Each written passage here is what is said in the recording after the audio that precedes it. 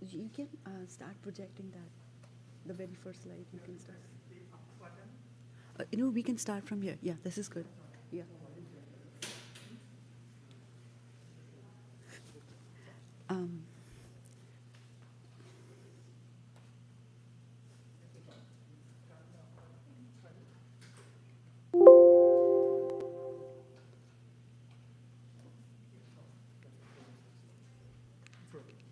Just let me know when we have to start.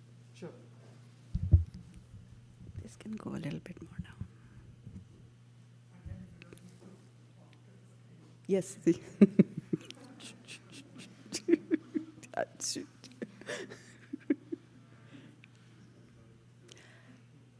I can be anywhere, right? Yeah. Okay. Let me know. I think someone will have to play the karta because I'll be playing this. Somebody wants to play the karta. You can do it. Oh, fantastic. Because I've got a better instrument.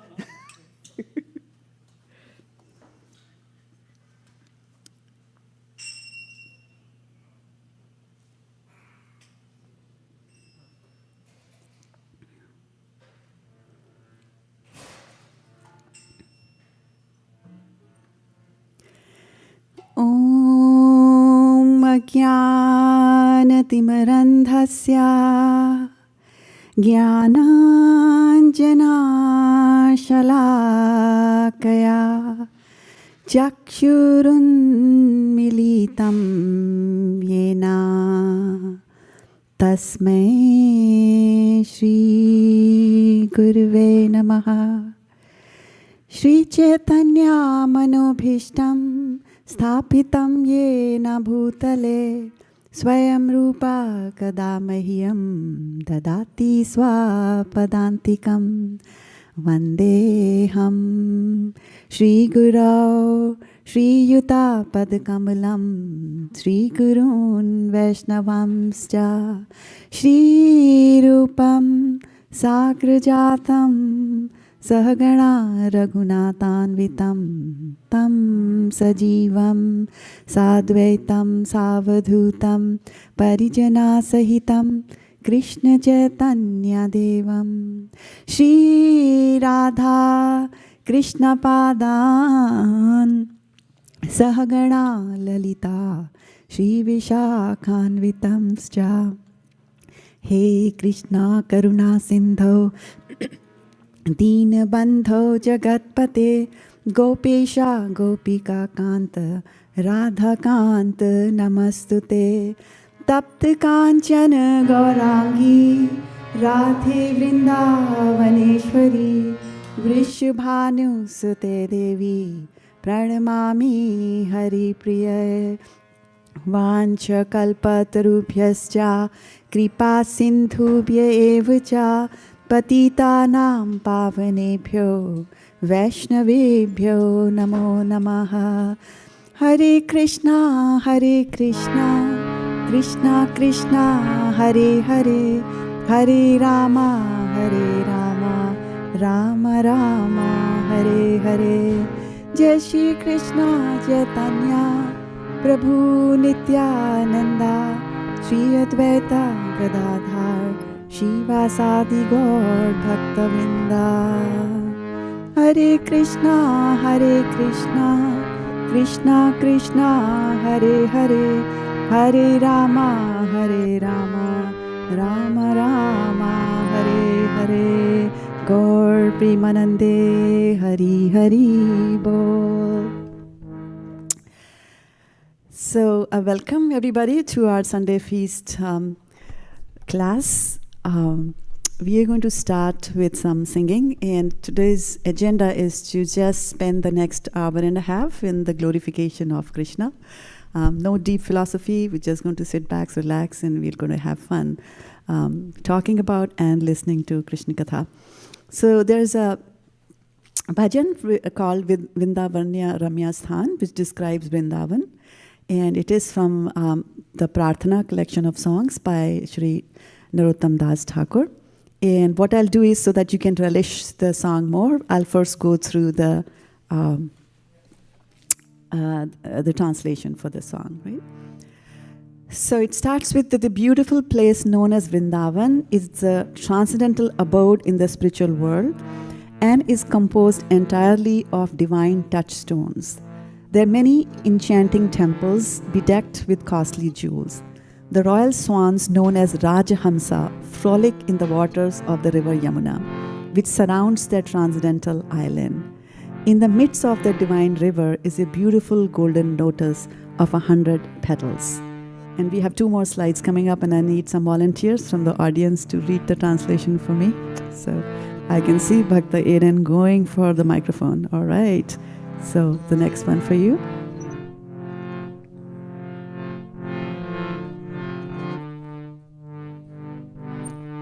Doesn't work?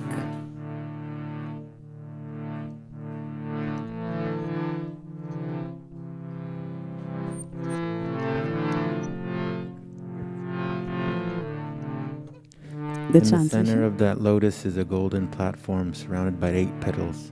Situated upon those 8 petals are the 8 principal Sakhis, headed by Lalita and Vishakha. In the center of the surrounding petals, the divine couple presides, seated upon a jeweled throne. In the company of Lord Shama sits the beautiful Radhika. Thank you, Prabhu. Who's wants to go in next? Anybody?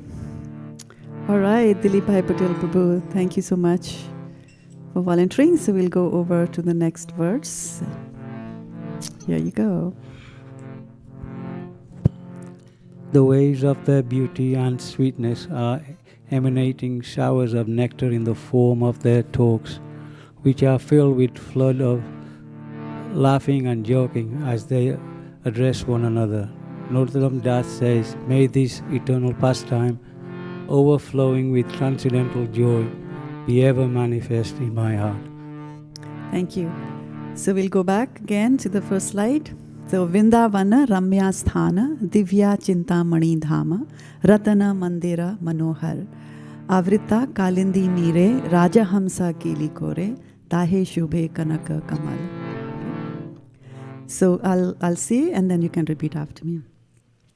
Vrindavana Ramya Sthana Divya Chintamani Dhama Ratana Mandira Manohara. Vrindavana Ramya Sthana Divya Chintamani Dhama Ratana Mandira Manohara. One more time.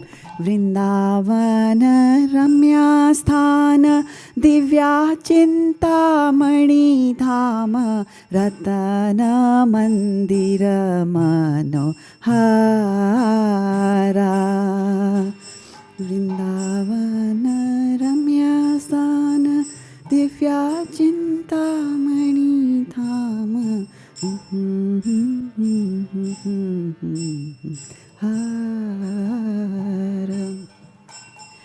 Avrita Kalindi Nire Raja Hamsa Kili Kore Tahe Shobhe Kanaka Kamala. Avrita Kalindi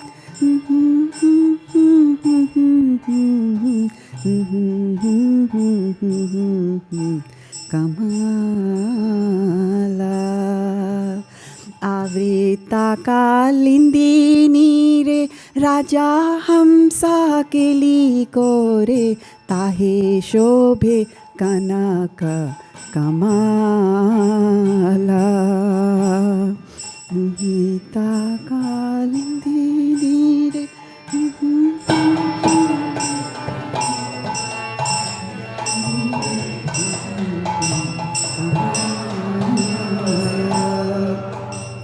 Taramati Himapita Ashtadale Beshtita Ashtadale Pradhana Naika.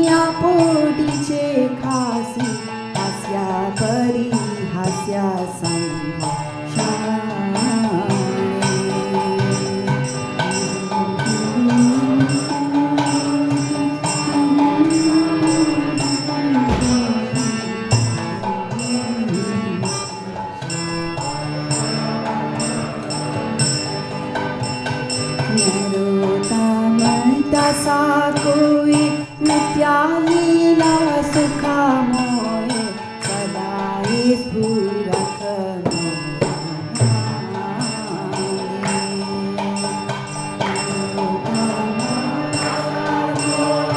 नित्या लीला सुखा मोहे सदा स्फुरत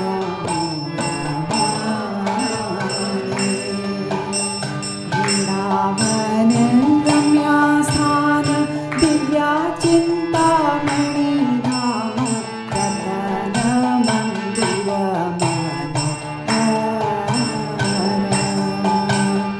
वृंदावन रम्या स्थान दिव्या चिंतामणि नाम रतन मंदिर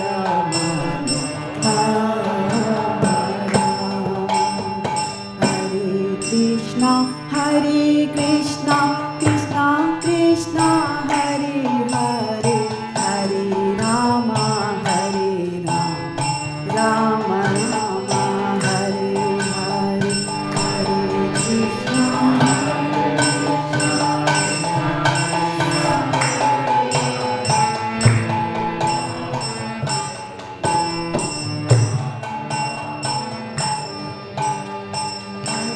Krishna, Hare Krishna, Krishna Krishna, Hare Hare, Hare Rama, Hare Rama, Rama Rama, Hare Hare. Hare Krishna, Krishna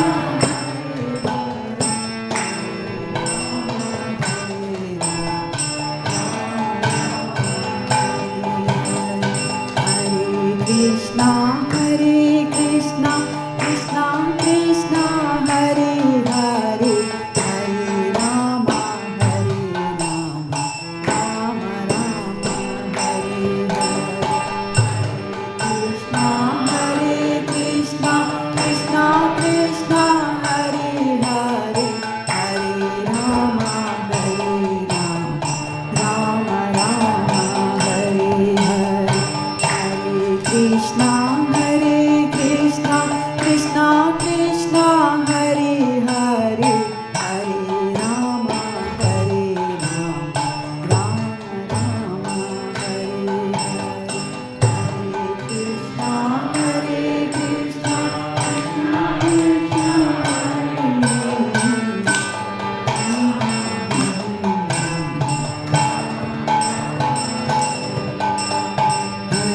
Krishna, Hare Krishna, Krishna Krishna, Hare Hare, Hare Rama, Hare Rama, Rama Rama, Hare Hare.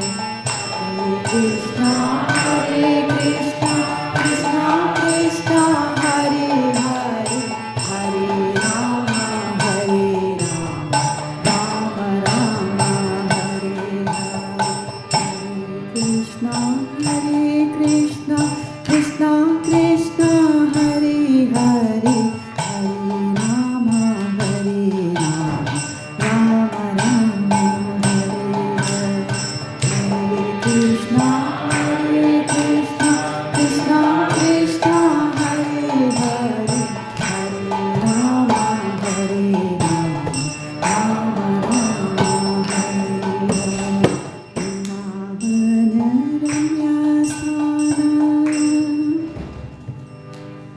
So today we are going to talk about the 6 opulences of the Lord. My name is Shraddha Devi Dasi, and thank you so much for joining us once again here. So when we read the Bhagavad Gita, it really starts with Dhritarashtra Uvacha. It starts saying something and then follows with Sanjay Uvacha. Sanjay says something. And then Arjuna Uvacha. And then Arjuna Uvachas for quite a big time, for the whole of chapter 1 almost. And then when starts chapter number 2, we hear the words Shri Bhagavan Uvacha, right? So Vyasadeva doesn't say Kanhaiya Uvacha or Shyam Uvacha. He says Shri Bhagavan Uvacha, like that way. When we read the Srimad Bhagavatam, also we read the word Bhagwan. We'll talk about that more. But what does the word Bhagwan actually mean? So Bhagwan is made up of two words, Bhag and Wan. Bhag means opulence, and Wan means one who possesses the opulence. And so what are the opulences that, Krishna has? He's got opulences. And this word Bhagwan was actually coined by Parashar Muni, who is the father of Vyasadeva. And we know that we follow the parampara of Vyasadeva, starting from Brahma and Padma Narada, like that. And so Vyasadeva's father, right, Parashar Muni, he had coined the word Bhagwan as one who possesses six opulences. Now, when you talk about six opulences of Krishna, it doesn't mean that he has only half a dozen opulences. He has got many, many opulences. Some of them are listed in 10th chapter of Bhagavad Gita, right? The opulences of the Absolute. So his opulences are infinite, but these six opulences are prime opulences of Krishna. And so we're going to go over these here. So this is from Vishnu Puran, 6, chapter 5, verse number 47. So it says, Aishvarasya samagrasya virasya yashasa sriyaha jnana vairagyayoschaiva shannam bhaga itin gada. So now, I'll say and you repeat after me. Aishvarasya samagrasya Viryasya yashasa shriyaha Jnana vairagyo yoschaiva Jnana vairagyo yoschaiva Shannam bhaga itin gana. And so let's see the word meanings. Aishwaryas means the opulences or wealth. Do you know of anybody who's wealthy? Any wealthy names?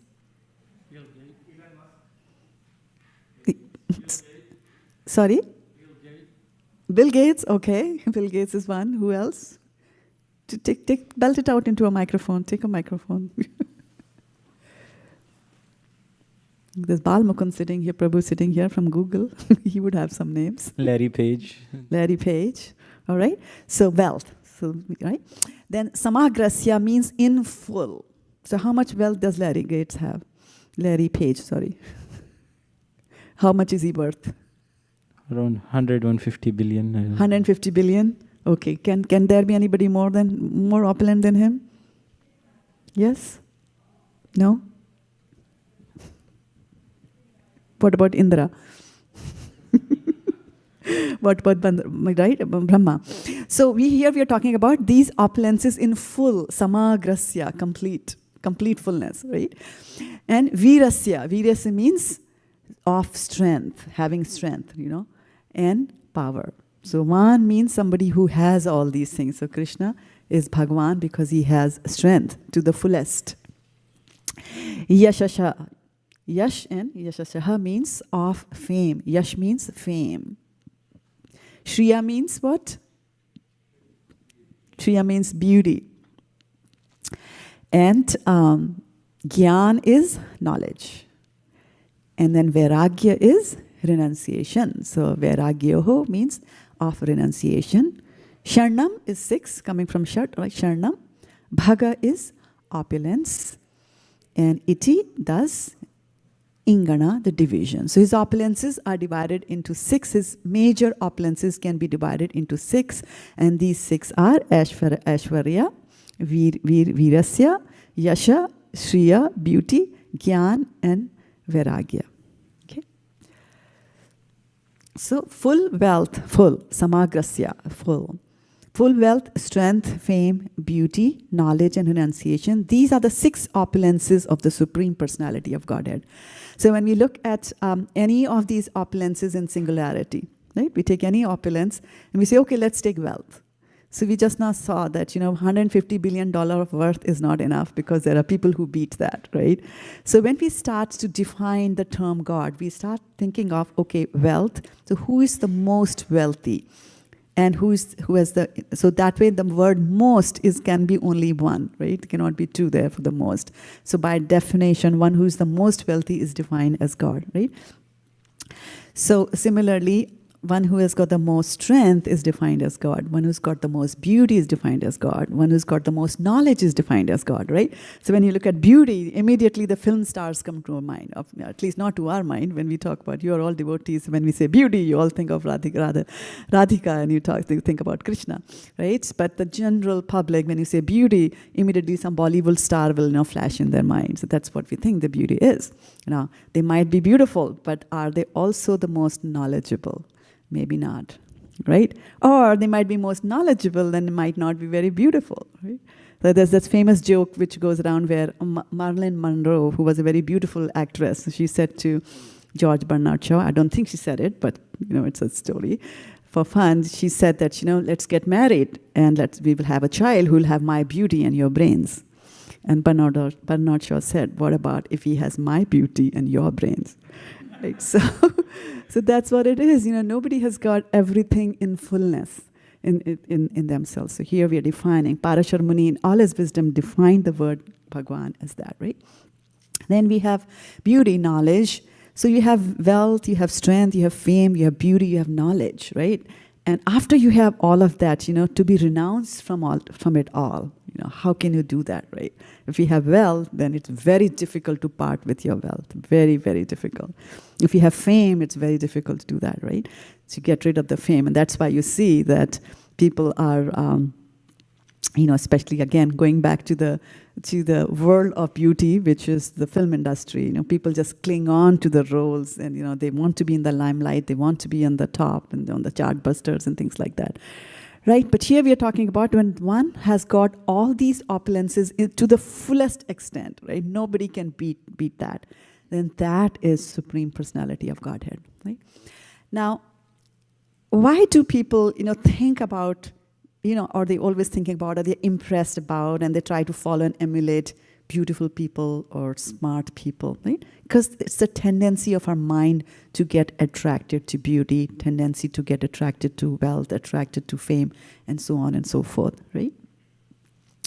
So, if somebody has got everything in the fullest, you can imagine how attractive that person will be.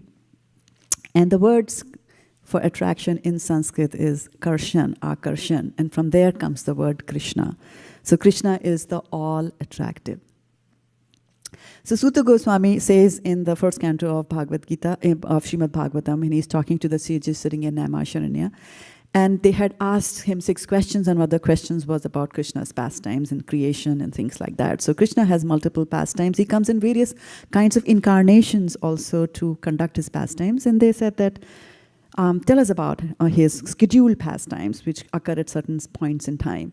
And so Sutta Goswami narrates all the different pastimes of all the various incarnations of Krishna, how he comes as Dhanvantari, how he comes as, various incarnations, Vishnu, and so on and so forth.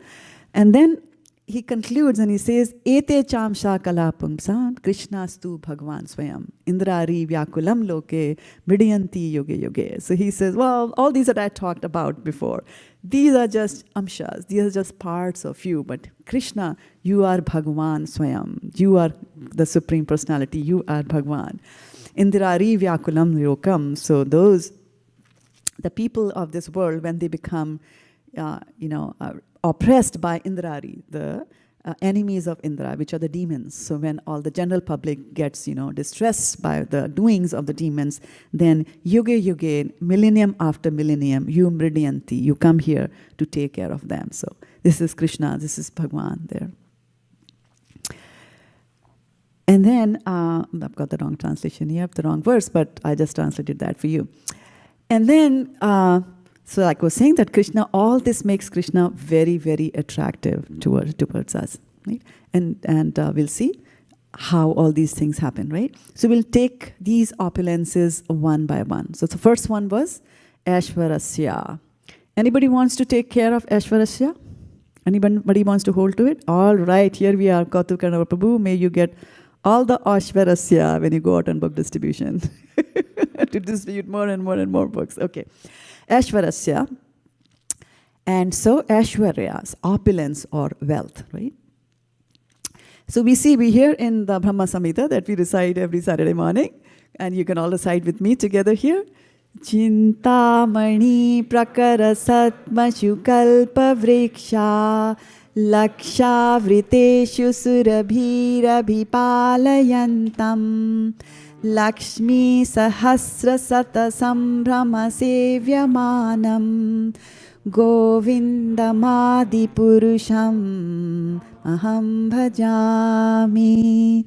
So here the key words, some very, very important words here is Chintamani. Chintamani is also mentioned here as Krishna, as Prabhupada is translating that as touchstone. Chintamani is touchstone. So what's the beauty of, what's the deal with Chintamani? What does Chintamani do? What does it do? On the microphone. You won't get any points if you don't use the microphone. Aha, is Keshav going to tell me that? Very good. A stone that gives you wealth? That gives you wealth? Yes, definitely, for sure. Yes, go ahead. Please add the kid party. Stone is something that if you touch a stone, if you take the stone and touch it to anything, it becomes to gold. It becomes gold and then you get wealth, right? So wow, yes, definitely. That's what the Chintamani is. One definition of Chintamani is that it gets you, whatever you touch becomes gold, right? Another one is Chinta, but just by thinking about it from your mind, you chintan and it gets converted, right? The Chintamani is also, can be also used to get whatever you want, not necessarily gold, right? So Chintamani, right? Prakara, there are groups, not just one Chintamani. Here we don't even have a Chintamani. So there are groups of Chintamani, right? So they're describing where Krishna lives, right? So I remember when I used to work for Oracle, I was very fascinated. I wanted to know where Larry Ellison lives. Because he was very rich at that time. And I was like, oh, he lives in Arthurton. But I was like, wait, they won't allow you into his home. I was like, okay. So there were videos describing his home. You know, there are videos describing Bill Gates' home as soon as he enters the gates and then drives a mile to his home inside. Then he can switch on some buttons and all the pictures on the screen light up and all those kinds of things, right?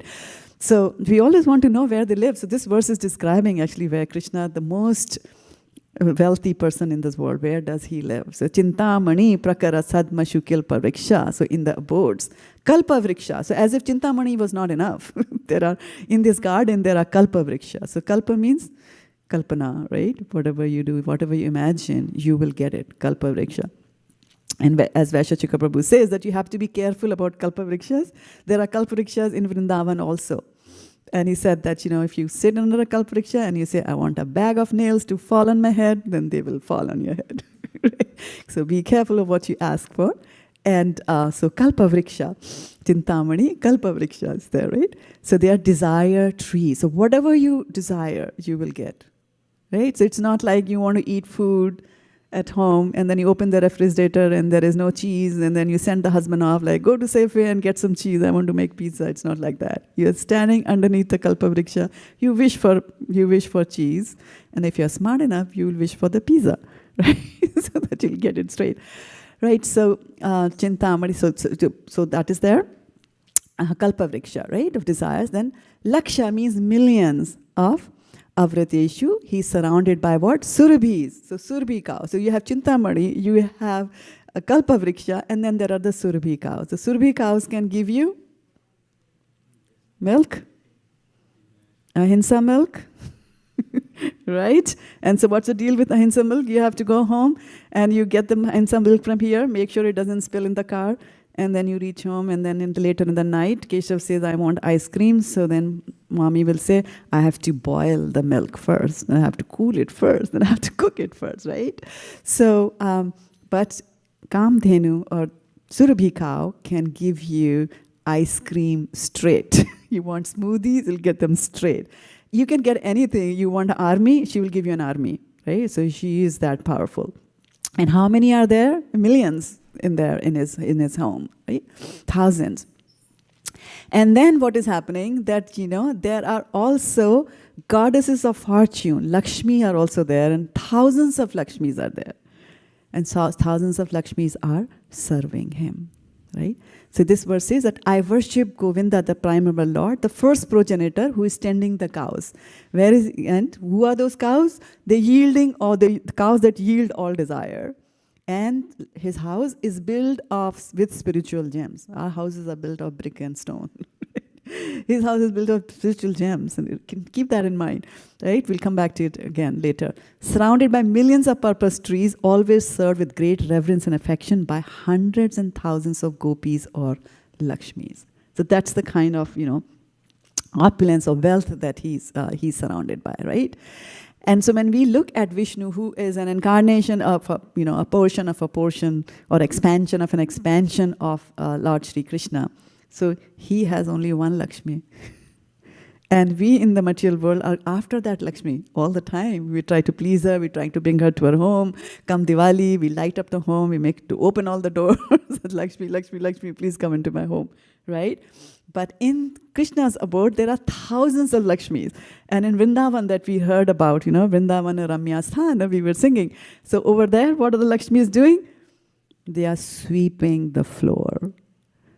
That's what they do. That's the kind of opulence that Krishna has. Always served with great reverence and affection by hundreds and thousands of Lakshmis or gopis over there in his abode. Right? So that is what his house is, right? But what else does he own, right? He's 150 billion, 29 billion, what is his? So Krishna says in the 10th chapter of Bhagavad Gita, in the Chaturshloki Bhagavad Gita, that is there, verse number 8. Aham sarvasya prabhavo matta sarvam pravartate iti matva bhajante ma buddha bhava samanvitaha. So he says that, aham, from me, everything emanates from me. So this Mahavishnu that you're seeing here lying in the causal ocean, and from the pores of his bodies, all these universes are coming out. This Mahavishnu is an expansion of Krishna, right? So if everything is coming out of Vishnu, and Vishnu is an expansion of Krishna, Krishna owns everything. Everything, all the stocks in the stock market, all the money in the bank, all the gold in your home or in the mines, everywhere, everything Krishna owns. Now, this is the beauty of Krishna, that he owns everything, right? So if I own an expensive car, give me the name of an expensive car. The most expensive car. What's the most expensive car? Oh, the kids are very knowledgeable.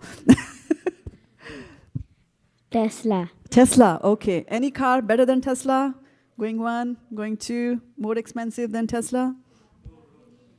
Rolls Royce, okay. I can't even pronounce that name. I'm so not into car. One more coming? Okay. I think it's Lamborghini, I don't know. Okay, all right, right? So that's the most expensive thing that we have. Now suppose you have you have that Lamborghini. What is called Lamborghini? What's the Lamborghini? Okay. So suppose you have a Lamborghini, and then your neighbor wants to borrow that car. Will you give it easily? Or neighbor's son, teenage son, even your teenage son? We don't let them use the things that we possess, right? But Krishna owns everything, and he lets us use everything. And how much he must be laughing when we draw the lines on the land and we say, this is mine and that is mine. And when our neighbor, while trying to mend his fence, will push the fence a feet into my area and try to encroach that land. How much Krishna must be laughing when he sees that. He owns everything. He owns the whole world, right? Everything, the creation belongs to Krishna. He is indeed Aishwarasya, So Aishwarasya samagrasya virasya yashasa shriya jnana vairagyayuscheva sharnam bhaga itingana. So remember, we are using Krishna's things, and it is our fortune that he doesn't send a bill to our home, right? You use water, you get the water bill. You use electricity, you get the electricity bill. You use sunshine, you don't get any bill, right? So that is what Krishna for us. So very good at heart. Then Virasya is his strength and his power. And I think his strength and his power was demonstrated by Krishna over and over again and again and again when he was playing his pastimes while he was here 5,000 years ago. So his pastimes, when did his pastimes start? Right? As soon as he was born, his pastime started, because he changed from two-handed form to a four-handed form of Vishnu, showed that to Devaki and Vasudeva, and then changed again back, So that was a nice pastime that we have. But then even he was very, very small. Of course, Krishna was born, and Kamsa did not like it. He wanted to kill. But then we all know that he was transported to Nandagram and exchanged there with the daughter that Yashoda Ma had given birth to. And then we know, to cut a long story short, that was Yogamaya who had taken birth at Nandagram to Yashoda. And so when Kamsa tries to kill her, she actually slips from his hand, goes up into the air and says, "The one who is supposed to kill you is already born," right? You foolish man. And so now Kamsa is very agitated, and so he's a king, and he's a cruel king. So what he does, he said, okay, if I can't find where that child is and when he was actually born and things like that, let's, cut off the heads of all the newly born kids. That was the order that Kamsa gave when he was the king. So people followed his order. So they just started killing the kids. And so then his sister, Putana, was also a demon. And so Kamsa said, now go there, and there is a newborn child there, and Yashoda and Nanda, so go there and kill him. So she goes there. And of course, if she goes in her actual roop, nobody is going to allow her near Krishna. So what she does, and this is what demons can do, is that they have mystic powers by which they can take any form that they like. So she changes herself through her mystic powers into a very beautiful woman, and she goes there. She's wearing beautiful clothes, beautiful jewelry, very beautiful looking, and she's anklet bells, and as she's walking, beautiful music is following her. And the people of Nanda they're very innocent. They see this beautiful, girl coming in, and they say, "Oh, she must be a demigoddess. Please come in, please come in." And they allow her all the way into the innermost regions of Nanda Maharaj's home, where Krishna is lying on his bed and he's sleeping. And so her plan was to smear her breasts with poison and to feed Krishna. So in those days, it was quite common for people to feed other people's children like that. So nobody says anything to her. She goes inside and she picks Krishna up and starts to feed Krishna. Now Krishna understands, of course. How old was Krishna at that time? Go ahead.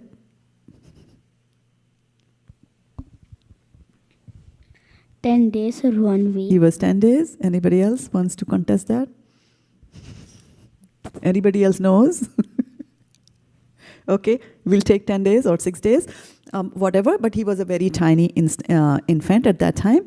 And so Krishna, then we know, is so powerful. He was so very powerful that he sucked the milk and he sucks the poison, and then he sucked the life air out of Putana. And when he started sucking the life air out of Putana, then Putana realized that, oh my God, what is happening? This is not an ordinary child. And she was, shouting, "Muncha, muncha, muncha, leave me, leave me, leave me." But Krishna did not leave her. And why? Because once Krishna catches you, he never leaves you. So that's the thing for us to take, right? So he was not going to leave you. And but the beautiful thing is that while Krishna, when she was giving him poison, Putana, Krishna closes his eyes. And he's closing his eyes and he's thinking that, what good deed has Putana done in her previous birth to be able to come and, breastfeed me? He's thinking about that. So Krishna closes his eyes. And one of the things that we have to learn from this, yes, Krishna is very powerful, but also Krishna has got this good quality of closing his eyes to the bad qualities that we have in us. And he only looks at the good qualities. And that's what Krishna did. He closed the eyes on the bad qualities of Putana, that she had come to kill him. And instead, he goes and elevates her after death. Putana goes and she's elevated to the to Golok, where she's there as a dai or as a nurse, like that. So that's Krishna, there. Virasya. More examples of Virasya. We can go on and on about Virasya. This is Krishna again, a little bit older, and then the demon comes in the form of a card, right? So he's known as, what's the Sanskrit name for the card demon? Yes. Shaktasura. Yes, for 500 points. Shaktasura. And how does he break the card, or in other words, kill the demon? How does he break the card? He had to put dynamite underneath it? How did he do that? Okay. Today evening is dominated by kids. After all, it's kids' pastime. Krishna's kids' pastime. Go ahead. He sat there and I think he used his weight to break. He used his? Weight. You used his weight. And how much did Krishna weigh? He's a small child, right? But he's not an ordinary child, so because he's God, he can weigh how much ever he wants. Yes. Yeah, so that by killing somebody else by his weight, he did that for another demon, right? For this demon, what he did was, he's a small child, right? He's just lying on his back. And you know what kids do when they're lying on the back? They cycle in the air, right? With the legs, they're moving the legs. And with just one little nudge of his leg like that, and then the whole cart comes falling down. So he is so powerful, right? He's got so much of strength in him. Okay, good. And then next one. And are we out of power here? Okay. Oh, right. Maybe it was not working. I have to point it there, is it? Okay. There? Okay. And then, of course, he grows a little older now from the age of 6 months to older to now he is 6 years old, and he lifts the whole Govardhan hill. And which hand? Left hand. And with which finger? The pinky finger, right? So for those people who want to say, and there are plenty in this age, those who want to say that they are incarnations of the Lord, we can ask them to demonstrate some of these qualities. We can ask them, okay, let's go to Govardhan. And by the way, the Govardhan hill, shrinks down with the passage of time, the size of one mustard seed per year, like that, So it's shrinking down. So from 5,000 years ago, it was still taller, right? And so when he lifts the Govardhan hill, so those who are professing to be God, we should ask them to demonstrate this. Okay, let's go to Govardhan. And why don't you hold it for us for 7 days, like that. Okay, so Virasya of strength and power. So Aishwarasya, it was with Kautukarnama Prabhu. And who wants to take Virasya? And hold it. Virasya? Say Virasya loudly. Virasya. Okay, I'm going to come back to you later. Okay, Virasya, strength and power from 6, moving on, killing a demon, almost a demon every day. Then he goes to Mathura, and on the way, of course, he kills the elephant Kuvalpida, the mad elephant Kuvalpida. And then, of course, he kills Kamsa. And if you read the book, Krishna book, or Bhagavatam, where Prabhupada is describing the moves that he's playing, the moves that he takes while killing Kamsa. I remember one Mali Prabhu's husband who is into wrestling. He was telling Vaisheshika Prabhu one day that as he was reading that narration of how Krishna kills Kamsa, some of the moves of his fist and body positions are used by wrestlers. So Krishna is the perfect wrestler also, right? So Virasya, he showed that much of strength there. And then there is strength again. And this is, not just bodily or physical strength that Krishna is demonstrating here. This is the pastime of Rukmini, right? So Rukmini's brother was Rukmi. So Rukmi was trying to get Rukmini married to Shishupal, right? And she didn't want to get married because she had already thought of Krishna. She had heard about Krishna, and she had taken Krishna as her husband in her mind. So she writes a letter and sends the letter to Krishna through a Brahmana. Very good. 500 points for you. And so she does that. So she sends a letter, and then Krishna, of course, that was the thing, that if a woman in those days, reached out to a man for help, the man was supposed to, Kshatriya was supposed to help them out. So Krishna shows his valor and then comes and rescues Rukmini and takes her away and makes her his wife. later on, right? So Virasya. And then we see in the first chapter of Bhagavad Gita where we are describing the battlefield of Mahabharata. And so Dhritarashtra is saying, Dharam Kshetre Kurukshetre Samveta Yuyutsava. So in the battlefield of Kurukshetra, what are these guys doing? What are these guys doing? Of course they're fighting. They're getting ready to fight, right? So they then start describing how Duryodhana is going there. All the armies are arranged. He's looking at them in military formation. Okay, this is the strategic location, this and that, right? And then he looks at Bhishma Pitama is there. So Bhishma Pitama starts, he's the elderly gentleman. So he starts with blowing his conch shell. And then, it's a very nice description in the Bhagavad Gita, almost like, we watch a movie where the hero comes in a car, So similarly, Krishna and Arjuna, they come in chariot, right? Tata shveter haryer yukte mahati sthandane stitao madhava pandavascheva.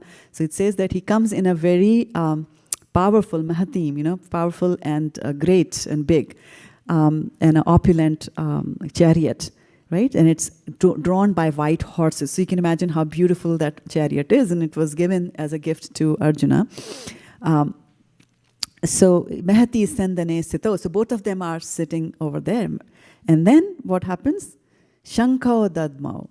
So they take out their conch shells and they start blowing the conch shells there, right? So before that, Bhishma Pitama had blown his conch shell. Others had also blown their conch shells. There were kettle drums, different kinds of drums, anakdundubis, you name it, people were all blowing it. But the idea was to, get ready for the fight.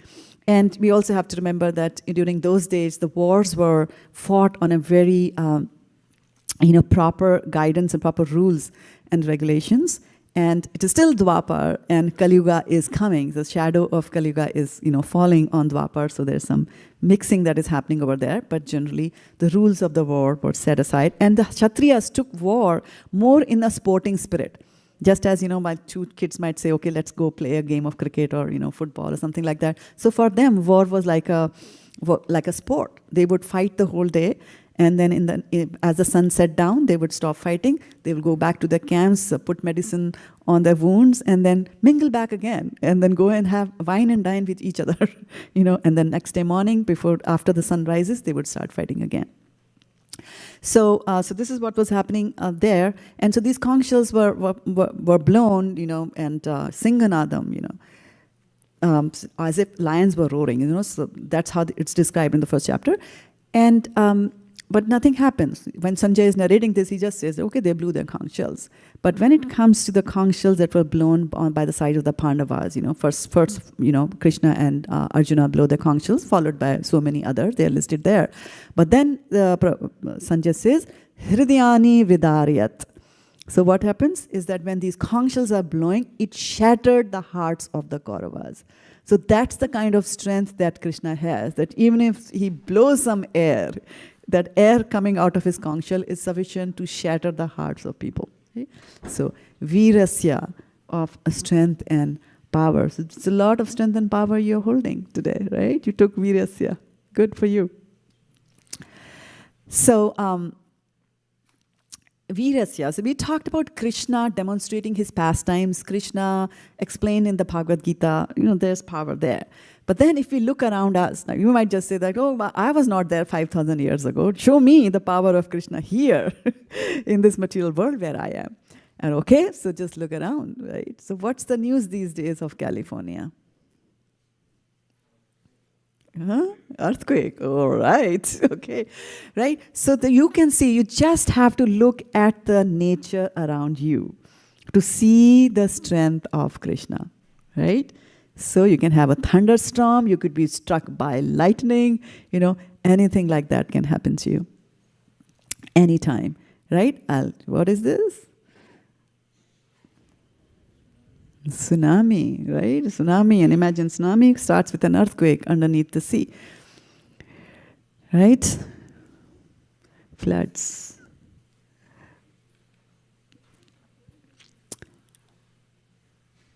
What is this? Looks like a volcano, right? Okay. This for sure is a volcano. So when you look at that, when you look at and stand in front of the volcano, maybe a dead one, not an active one, and then we realize the power of Krishna, how much strong he is, right? Or you look at the beauty of Mother Nature also, right? My idea was not to scare you on a Sunday evening. The beauty of Mother Nature, how beautiful this is, right? Look at the mountain, how tall it is, right? From there you can see if somebody is making these kinds of things, how strong they must be, right? If we have to make 600 puris or chop, pounds of vegetables as Sukumal Radhe Mataji organizes on the festivals, at the end of it, we are all like, my hands are hurting, my hands are hurting. Imagine what it takes to create these kinds of objects, right? And it's beautiful. He's created beautiful things, right? And we like beauty around us. We like to have beautiful things. We don't like the volcanoes and the earthquakes and the floods around us. But we know that this is for fact. These are things that are going to hit us sometime or the other in our lives, right? So that is why we just go to Devi Dham and we go to Durga and we say, please, please, please protect us, protect us. The 90% of the people are, praying for Devi. But what does our Brahma Samhita say about this? It says, come on with me. Shrishti Sthiti Pralaya Sadhana Sakti Reka Chayeva Yasya Bhuvanani Vibharti Durga Ichhanurupamapi Yasya Chacheshtate Sa Govindamadi Purusham Tamaham Bhajami. So here they are describing the position of Maya or Durga. It says the external potency Maya, who is of the nature of the shadow of the Chit potency, is worshipped by all people as Durga, the creating, preserving, and destroying agency of this mundane world. And I adore the primeval Lord Govinda, in accordance with whose will Durga conducts herself. So it's very, very important thing for us to note is that Durga is not on her own. Durga does Cheshtasa, right? Whatever cheshta, whatever endeavors Durga are doing, it is according to Ichha Anurupam. Ichha means the desire. Whose desire? Govindamadi Purusham, right? So that Govindam, whatever he desires, Durga is just going to meet it out. She's just going to do that for him, right? So that if that is the situation of Durga, whom we worship and we're very worried about and we think is going to solve our problem, imagine how, powerful Krishna is. She's just like a servant of Krishna carrying out his wishes there. So let's go back again. Eshvarasya samagrasya virasya yashasha sriyaha jnana vairagya yosheva sharnam bhaga itingana. Full wealth, strength, fame, beauty, knowledge, renunciation. These are the 6 opulences of the Lord. Okay. So Yasha is fame. How famous is Krishna, do you think? How famous is he? Very famous. Very, very, very, very, very famous. He's all famous. He's Bhagwan. He's all famous. He's most famous, right? So it's an interesting thing, as you note, that famous. Name me some famous people. Okay. Over at the back, I don't know your name. Yeah, the cute little girl in pink suit. You need a microphone.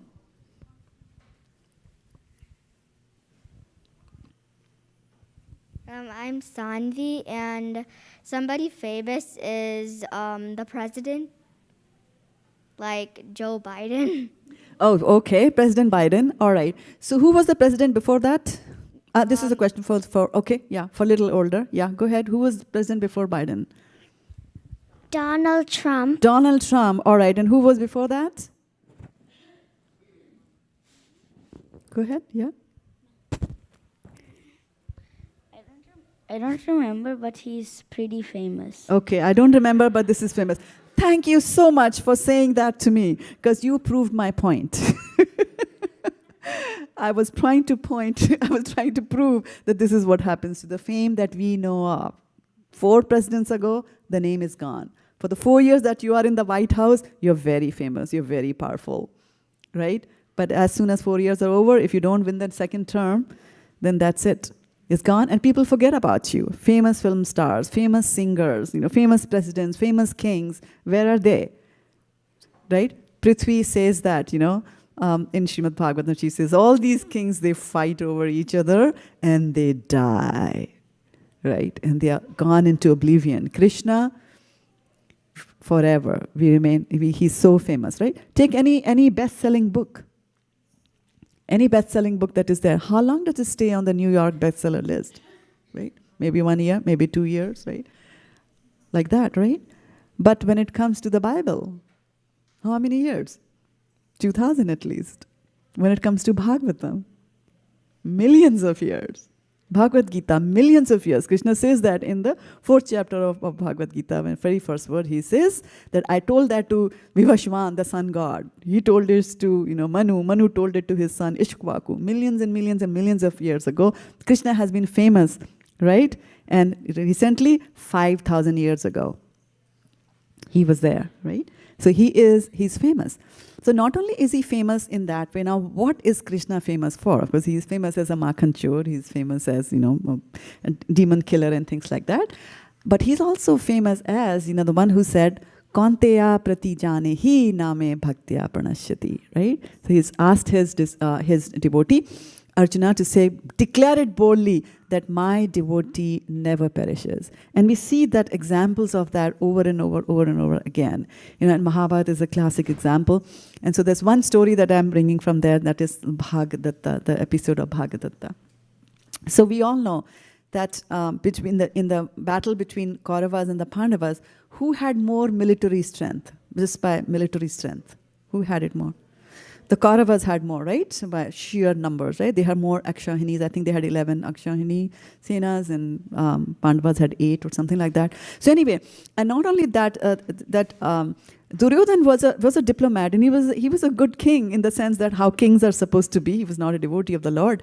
And so he had made very good diplomatic relationships with various strong people. So he knew a lot of people who had a lot of skills in their hands, who could, be very good at killing and very good during the war. And one such person was Bhagadatta. So Bhagadatta, he had a boon. And he was a mace player, Gadadhari. He used to play the mace or Gada. And so he had a boon that, if you took that mace and if you struck somebody, then that person was guaranteed to die. Guaranteed to die. However, like all boons, he was allowed to use it only once. Right? Only once. So he got that boon. And guess what? Duryodhan got friendly, pally with him. And, he joined the Kaurav army, and they were all fighting. So, when the war was going on, it was very strong, and Duryodhan was a little bit worried that this Arjuna is fighting very, very fiercely. Now let's do something. Let's kill Arjuna. So he says to Bhagadatta, you have these powers, right, to use the Gada and to kill. So Bhagadatta says, yeah, but I want to kill Bhima because Bhima is the one who does the Gada. So then Duryodhan says, no, you have to go for the need of the time. The need of the time is to kill Arjuna. So let's just, you come on. So tomorrow, you bring your chariot and, we'll fight Arjuna, and then you use your Gada and you kill him. Like that. Now, the next day, sunrise, and the two chariots come in front of each other, and Krishna sees him. Krishna knows everything. And so he knows that, oh my goodness, this Bhagadatta is here, and he's going to kill. Now, one of the things that we do, that they used to do, actually we don't do any longer, was that there were certain rules and regulations of fighting a war. So when two charioteers are fighting each other and they come in front of each other, the chariots come in front of each other, the chariot driver is supposed to hold the chariot in that place so that they can see each other face to face and they can fight with whatever weapon they use for fighting. But Krishna is Krishna, right? So Bhagadatta came and he brought his chariot and he stopped. And then Arjuna was, telling Krishna, okay, go. And Krishna goes there and he's supposed to stop. Krishna doesn't stop. Krishna takes his chariot and he can run the chariot very fast. And remember, this is a Mehatim Sastendano. It's a very powerful chariot that they have from, celestial planets. So He is racing the planet, racing the chariot, sometimes here, sometimes there, sometimes this direction, sometimes that direction. And Bhagdatta is completely confused. And he's like, he's cheating, he's not supposed to do this. And then, then finally Krishna, drives the chariot and brings it right in front of Bhagdatta. And then guess what happens? Bhagdatta is so angry, he takes the mace and he puts it on, throws it at Krishna. And there you go. Krishna is the Supreme Personality of Godhead. No Gada is going to kill him. But guess what? What happened? Bhagdatta lost his one and only one chance. Right? So, Kaunteya prati janehi. So, to save his devotees, Krishna will use his brains and, maybe sometimes even break the rules of the game, like over there. We also know that he is famous as the person who came and helped Draupadi, right? So once long time ago when Draupadi was there, Arjun was there, Krishna was there, they were sitting, they were talking to each other, Krishna was cutting some fruits or whatever, he hurt his finger and blood started coming out. And now Draupadi, she is a devotee of Krishna, she could not see blood coming out of Krishna. So immediately, she, while others ran to get some piece of cloth, she took her sari and she tore the sari and she made it into a bandage and tied it to the hands of Krishna.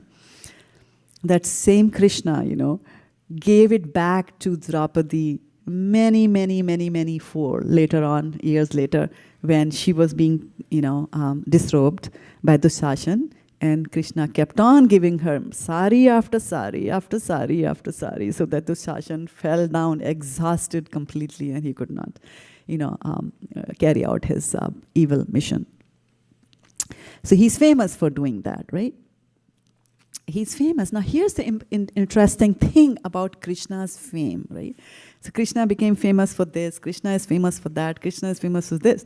But anybody who associates with Krishna also becomes famous, right? So Kamsa, the bad king, was always thinking about Krishna. I want to kill him, I want to kill him. And just because, he was involved in that play, right? He was involved, of course, Krishna ultimately killed him.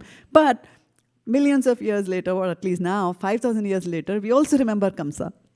Just by association of Krishna, just because he was in the vicinity of Krishna or in his playing a role in Krishna's play, Kamsa also becomes famous. But that's not the kind of fame that we are looking for, we should be aiming for, right? We don't want to be ill-famous or infamous. The fame that we are looking for is kind of fame that the real fame for us, right? We were impressed by Krishna, he's all famous. The real fame for anybody, a real famous person is a person who is known as a devotee of the Lord. If you're known as a devotee of the Lord, that is the right fame. It doesn't matter you are the best guitar player, the best tap dancer, you're the president of America, people are all going to forget that. But if you are a devotee of the Lord, people still remember Jesus Christ and people still remember Srila Prabhupada, like that, right? So Yashaha, who wants to take Yasha?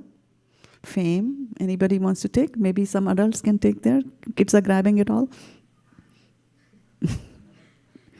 Okay, Prabhu. Yeah, okay, good, Prabhu.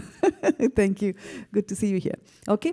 Ashvarasya samagrasya virasya yashasa shriyaha jnana vairagayoscheva sharnam bhaga iti gana. So, Shriya, beauty, that's what Krishna is known for, right? Krishna's beauty attracts all of us. It's amazing to see how devotees come here, they are thunderstruck, they look, and they're just watching. They just stand there and they watch. I have seen devotees come, and I think Ramananda Prabhu can tell us, many of them come during the afternoons, and they just sit here in front of Krishna and they're just looking at Krishna, completely mesmerized by his beauty, by the sheer beauty. And we all like beauty. And why we all like beauty? Because we are parts and parcel of Krishna, right? So, words once again from Sri Brahma Samhita 5.30. Again, something that we sing every day.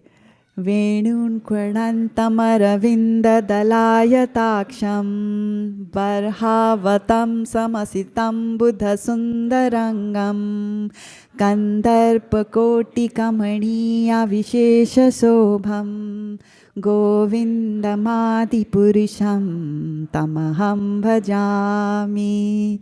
So I worship Govinda, the primeval Lord, who is adept in playing on his flute, with blooming eyes like lotus petals, with head decked with peacock's feather, with his figure of beauty tinged with the hue of blue clouds, and his unique loveliness charming millions of Cupid. Now, we know Cupid is one who makes people fall in love, right? In other cultures also, you see him with a bow and arrow, and he shoots these bow and arrows at people's hearts, and they pierce, and people fall in love, and then they marry, and they live happily ever after. I don't know. That's what it says in the fairy tales. That's why they're called fairy tales.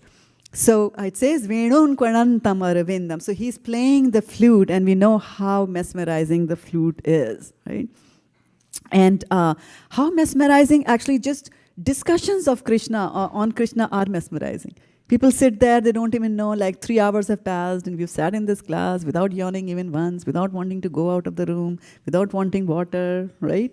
Like that. So people sit and they listen because Krishna's beauty, Krishna's name, fame, pastimes are being described over here. Krishna is like that. And it is so mesmerizing that, there's mention in our scriptures that the rivers will stop flowing when the flute, Krishna plays the flute. The birds will stop in mid-air, in their flights like that, That is the power of Krishna's flute. And how beautifully they have described his head has got a peacock feather. And I still remember once I went to do DT dressing, and I don't remember, was it Ramananda Sakaprabhu or somebody was teaching me how to do it. And one of the things was that, remember to put the peacock feather. Remember to put the peacock. Otherwise, the dressing is not complete till you put the peacock feather there, right? And he's got beautiful, beautiful limbs and beautiful voice, beautiful eyes. Everything is, lotus. He's lotus-eyed, there, right? There's verse in Bhagavatam also, but we'll just take later on. But this is a verse coming from Gopi Geet. So, gopis are completely in love with Krishna, completely awed by his beauty, by his antics, by his playing of his flute, etc. So, this is from Gopi Geet, 10th canto of Bhagavatam, 31st chapter. So it says, Atati yad bhavan ahnikananam truti yugayate tvam apasyatam kutila kuntalam shri mukham chate jada udekshatam pakshakritrasham. So very beautiful. And what it is saying is that, when you go off to the forest during the day, so Krishna used to go off to the forest to tend to the cows.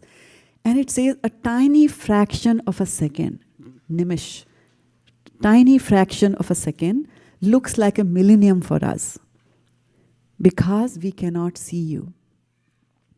And so this verse is, telling us how much, they are connected to Krishna and how much they feel separated to Krishna and how the separation when he goes out, and how much Krishna is attractive, completely taken control of their minds of these ladies who, by the way, were married, right? And they are going after some other man. But who, by the way, is personality of Godhead, so that's excused. And so he says a fraction of a second seems like a millennium. Just like, when we are doing the prasadam prayers, the 3 minutes that the prasadam prayers last seem like 3 hours. Right? Right? Like minutes, can we fast forward? Is there a faster tune for us to do that? So there they are saying that, a fraction of a second, and a fraction of a second is measured by the time you take to blink, nimish, right? So he's saying that truti, right? That is taken. So truti is even a fraction of that. And he's saying that truti seems like a yuga. The word yuga can mean anything. It can be 12 years. Yuga can also be millenniums. Satyuga, Kali Yuga. It seems such a long time for us, right? Why are they saying? And then they say, it's a very, very beautiful. And even when we can eagerly look upon your beautiful face, okay, so once you come back, or in the morning when you have not yet gone to the forest, even when I'm looking at you, they are very unhappy. Why? Because the eyelids are blinking. And for the fraction of a second, the image is gone. We don't even notice that, right? But that is the kind of love that the gopis have. And they are saying that, this Brahma, he's such a foolish creator. Why did he engineer such a thing like that? Why do we even have eyelids, right? And the reason for that, and the reason for they expressing this kind of an emotion is that our eyes are actually meant for seeing Krishna. That is the only purpose of our eyes, by the way. And to see Krishna, how do you see Krishna? You see Krishna in everything.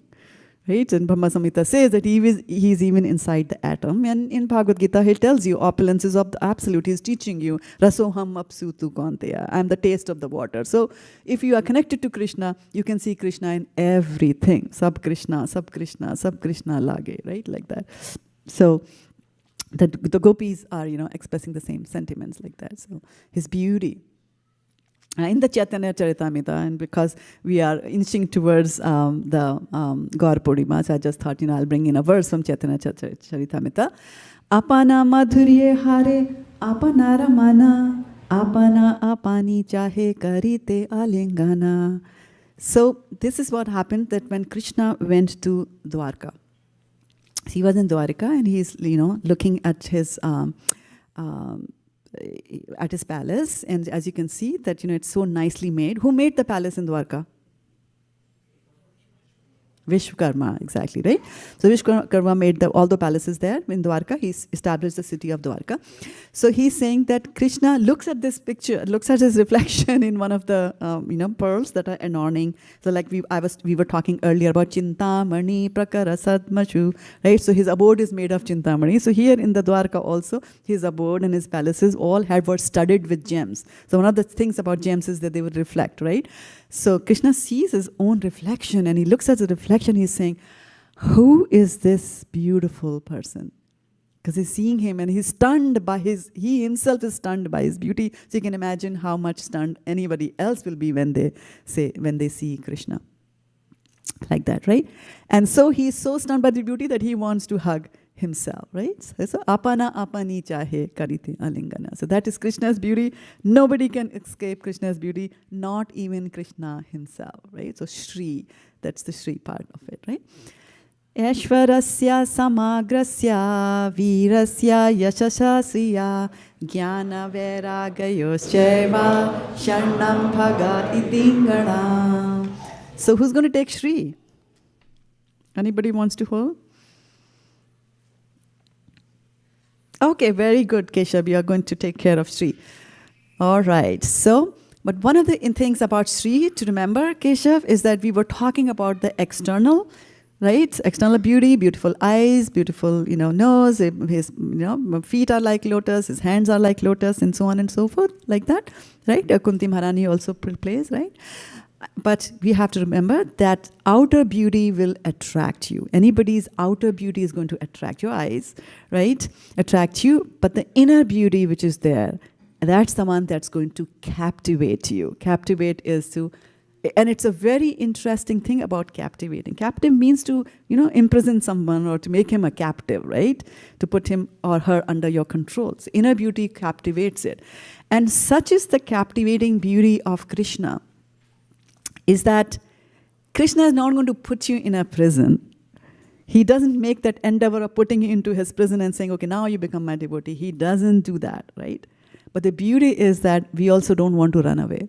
So we come here to the temple, Krishna doesn't tie us with a rope, but we just don't want to leave and go back home. That's the beauty. That's the real beauty that captivates our hearts and captivates our mind and captivates and takes over our life like that. So, full wealth, strength, fame, beauty, knowledge, and renunciation. These are the 6 opulences, and we have covered quite a few of them here. So, jnana is the next one, jnana of knowledge. So, we know that Krishna is knowledgeable. Of course, he's Supreme Personality of Godhead. By that definition, he knows everything more than everybody else. And he can do anything that anybody else can do. So, I remember when I was a kid in school, we had a day set aside, which was very good. I was 16 last year in school, and it was a convent school. So they had a day where they said, we're only going to talk about God, because you're never going to get a time again in your life where you will have 6 hours to talk about God. And they were very true. For the next few decades of my life, that was very true till I came here to ISKCON. And then, of course, 6 hours of Krishna's katha is nothing. You want 24 hours of it. But anyway, it was very good. And during the question and answer session, we were asked to put questions and write them in a slip, and then the teacher would pick them up and answer. So the first slip that came out, some naughty kid had asked that question. He said, can Krishna build a wall so tall that he cannot climb it. What kind of a question is that, right? So everybody laughed, and of course that child was scolded. During those days, you could scold. But now when we hear Krishna Katha and when we hear our philosophy, I got the answer to that question that, can Krishna build a wall as tall as that he cannot climb? Yes, he can build a wall as tall that he cannot climb. Well, but then that's a not against Krishna. We never say, for Krishna, everything is a yes. How can you say a no for Krishna that he cannot climb? Well, the thing is that Krishna is forever expanding. So all this wealth, fame, beauty, etc., they're all expanding. So today he builds a wall that he cannot climb, and the next moment he expands and he climbs it over. And then he can build another one that he cannot climb for all that you want, right? So Krishna is, similarly in the Gyan and knowledge, when he came here, he did go to his teacher, Sandipan Muni, as you see in the picture, and they were studying because he wanted to set an example to others that you should have a spiritual master and you should go and study. And however, whatever he was supposed to teach them, the Vedas, the Shastras, the politics, whatever Sandipan Muni was supposed to teach them, they did it in a fraction of a time. So smart, boys there, Krishna and his expansion, Balram, as you see in the picture, right? And then the interesting thing is that, in the Chatushloki Bhagavatam, again from Bhagavad Gita, the verse says that Tesham evanukampartham aham ajnanajam tama nashamya atma bhavostho jnanadipena bhasvataha. So he says that, those who don't come to a temple, don't follow a sampradaya, don't know what to do. So he says, okay, as a special mercy to them, what I do is I dwell in their hearts and I destroy their ajnanta, right? How? With the shining torch of knowledge or lamp of knowledge, he does that. But something to remember is that you can only give what you have, right? So Krishna has the knowledge, and that is why he is able to give it to others, right? So Gyan, knowledge. And then again in 15th chapter he sings Sarvasya chaham hidi sannivishto mata smritir jnanam apohanam cha vedescha sarve rahamev vedyo vedanta krit ved videv chaham. So I am seated in everyone's heart, and from me comes remembrance, knowledge and forgetfulness. And this is very, very important. If we want to forget Krishna, he will give you the forgetfulness. If you want to remember Krishna, he will give you the remembrance. Both of them come from him. And he says, Vedescha sarver aham eva vedyo. From all the Vedas, I am to be known. Well, that's fine. But he also says, I am the knower of the Vedas. And the knower of the Vedas means I know the Vedas. It's very difficult to understand. I mean, Srimad Bhagavatam, when you try to give a Bhagavatam set to people, you can tell us, Kartikanva Prabhu, yes. What? 18 volumes? I have no space in my house. You don't have space in your heart. You make the space in the heart, the space in the house will come. And then how will I read it? 18,000 verses, how will I read it? I can't read it. Bhagavatam in the celestial planets. Bhagavatam has got millions of verses. Here we are so impressed with the Bhagavatam, it's an amazing book. It's Mera Bharat Mahan, it comes from there, all that kind of stuff. But, it's not enough. It's not enough. We get tired of Bhagavatam, giving Bhakti Vaibhav, so much of homework to do, this and that. Over that demigods, they are devotees of the Lord. They're like, bring it on, more Krishna Katha, I want more. Give me more verses, millions. Who cares about million verses? Give me one more, like that, right? And so Vedas, they are huge, they're humongous. They had to be cut into 4 pieces so that different people could handle that, right? And Krishna understands that. Krishna Vedescha sarve aham eva veda vedanta krit vedavid. He's a vedavid. He understands the Vedas. We are still struggling with pronouncing Sanskrit these days. That there, right?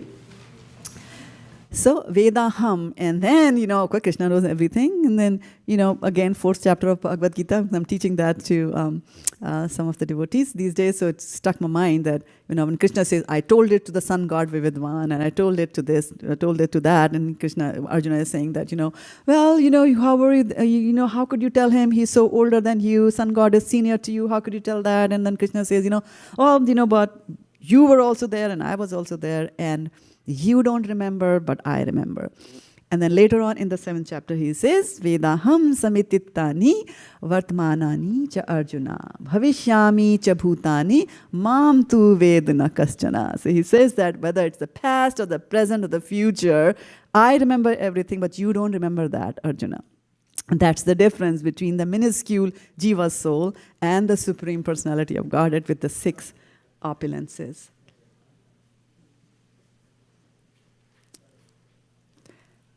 And so here's the thing about our memory. What did you have for dinner last night? Prabhuji, if your wives are sitting here, don't answer that question.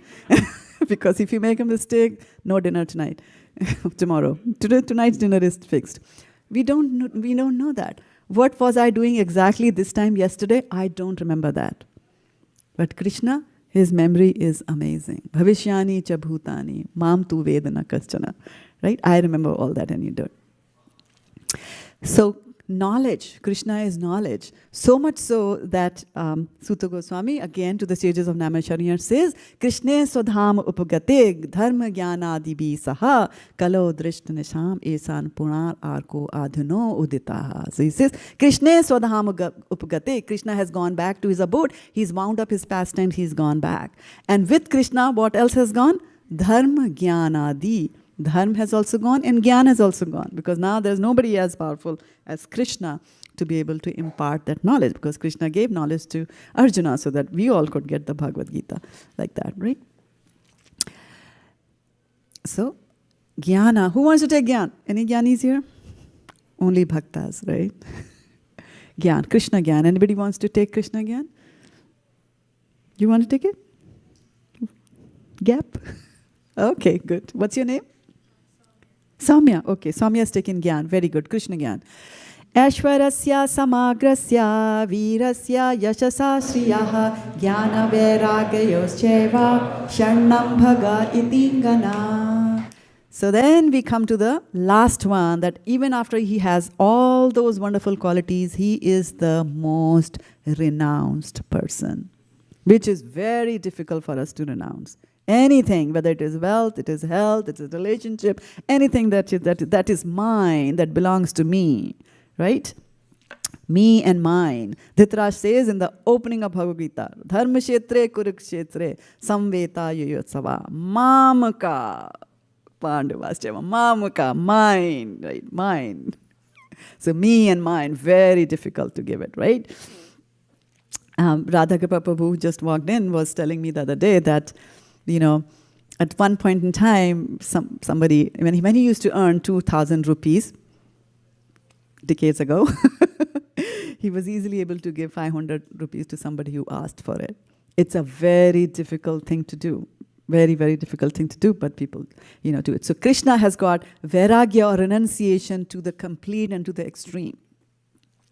Extremes that is there. And this is a very nice story of gopis, and Krishna tells them that, there is Durvasa Muni on the other side of Yamuna, and you should make some nice, good food for him and get his blessings. Now, this is not the Durvasa that we know, the one with the temple. This is another Durvasa. And so that the gopis make nice, food items for him, but then they can't cross the Yamuna river. So they said, well, how do we cross the Yamuna river? So he says, okay, now here's the mantra. You can give the mantra that...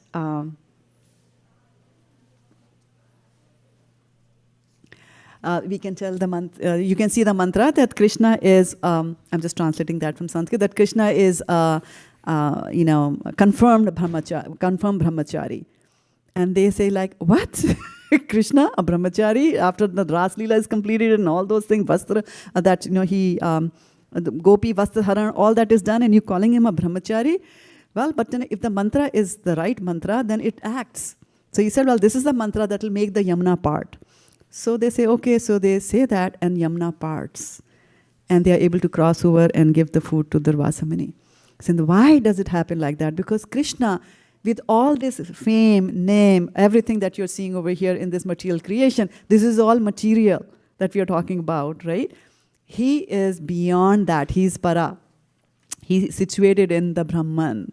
Right? So all these things that we see in the mundane level, he's dancing and this and that and all, he's not affected by any of that. You can take away whatever he has, so-called whatever he has, right? The biggest renunciation, he's the king of Dwarka, living in such fantastic palaces. And he agreed to become the chariot driver for Arjuna. And one might say, oh, it doesn't matter. I drive my wife around, or I drive my husband around, I drive people. How does it matter to be a chariot driver? After all, it was, that magnificent chariot. Everybody wants to drive it, right? As a Lamborghini, you'd like to drive, or, Poison Ivy, those kind cars, or Tesla, or whatever you want to drive. He was having fun. No. Remember, in the beginning, in the first chapter of Bhagavad Gita, the drums are sounding, the kettle drums are sounding, conch shells are sounding, and these Kshatriyas, when they fight, they're like, Khoon pi jaunga main tumhara, they're shouting like that, I'll drink your blood, right? And so there's so much of noise, and then there are the elephants, like, they do that, and the horses are neighing, and people are falling down, there's so much of noise. So in that din, you cannot tell your GPS that turn right and turn left. He will not hear it in the din. Right? So what Arjuna would do is, if he wanted the chariot to move to the right, he would kick Krishna on the right-hand side, on his back. Or the left, he would kick Krishna on the left-hand side. That is what he was doing. But Krishna didn't care. Why? He was doing it for his devotee. Right? Similarly, he did that. He broke his promise in the battlefield of Kurukshetra. His promise was not to fight, but when he saw that Bhishma Pitamaha was, ruthlessly, attacking Arjuna, he gets very angry, picks up the wheel of a chariot, and then he goes and, attacks Bhishma Pitamaha over there. So, Ashwarasya samagrasya virasya yashasa sriyaha jnana vairagayoscheva sharnam bhaga iti gana. So, who wants to take renunciation? Very good. Very good. Okay. So, there were takers. I just want you to tell us in the 6 opulences in the order. And you have to shout out the name. So, who was first? Yeah, you need a microphone. Yeah, Kotukarna Prabhu. And shout out the opulence and also the meaning. Aishwarasya, opulence or wealth. Opulence or wealth. Very good. Who's second? Who took strength? Strength is gone? Strength has left. Krishna Swadham Upagate is gone. Okay.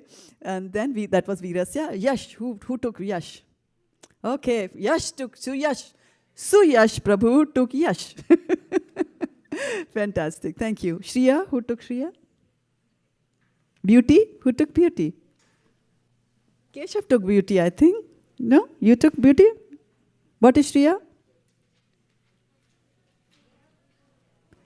Yeah, you have to switch it on. Shriya, beauty. Shriya means beauty. Okay. And what's the next one? Who took Gyan? Samya. Jnana is knowledge. Now Jnana is knowledge. And what was the last one? Vairagya. Very good. Renunciation. Renunciation. Very, very good. Okay. So here is Krishna in all his beauty with his 6 opulences. And if the thing to notice about these opulences are that these are infectious. Infectious. Right? If you come to Krishna and come closer to Krishna, you will get the beauty. You will get the beauty here. You will get everything. You will get fame. You will get name. You will get strength. You will get everything, all the opulences that Krishna has got. We will get all of them. All that we have to do is to remember Krishna and say, Hare Krishna, Krishna Krishna, Hare Hare, Hare Rama, Rama Rama, Hare Hare. Okay, so we have just a few minutes left for 5 o'clock before we start the Gaur Aarti. And the Gaur Aarti singer today is going to be Jai Kanai Prabhu. Fantastic. Okay, is he here? Okay, very good, very good. Okay, he's going to be there. So I'll take your leave with that. Thank you so much for listening and coming over here on a Sunday evening and spending your time. Any thoughts? Maybe we have 1 minute to take them. And I orchestrated my presentation in such a way so that there will be no time left for questions.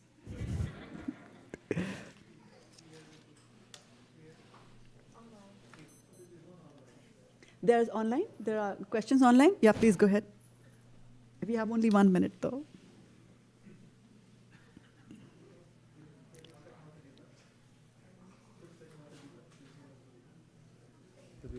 Oh, okay.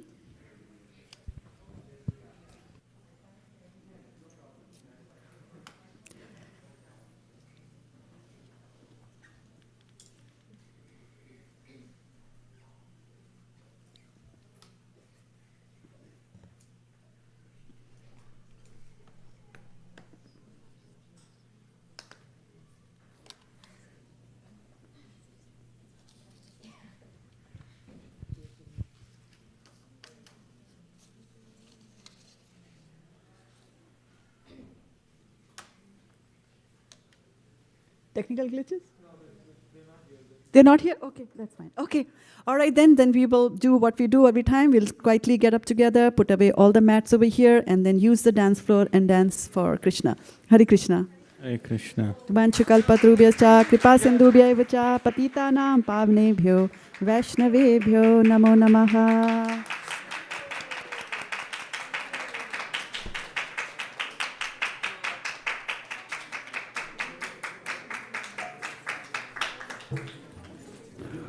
Yeah.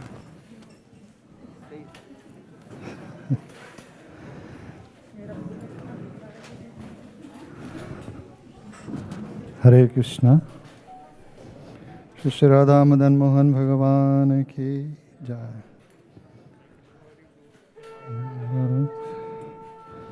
Namashreshtham manamapi sachiputram matra sarupam Shri Rupam tashagrajam rupurim mathurim gostavatim Shri Radha Kundam Girivaram Mahoradhika Madhavasam Prapto Yasya Prathita Kripaya Shri Gurum Tam Natosmi He Guru Jnanada Dinabandhu Swananda Data Karunaika Sindhu Vrindavana Sena Hitavatara Prasida Radha Pranaya Pracharo He Dinabandhu Karunaika Sindhu Kuru Prasadam Mandamudhe Lakshaparadhe Bahupapagadhe Tatpada Padme Stumatischa Krishne Hare Krishna, Hare Krishna, Krishna Krishna, Hare Hare, Hare Rama, Hare Rama, Rama Rama, Hare Hare.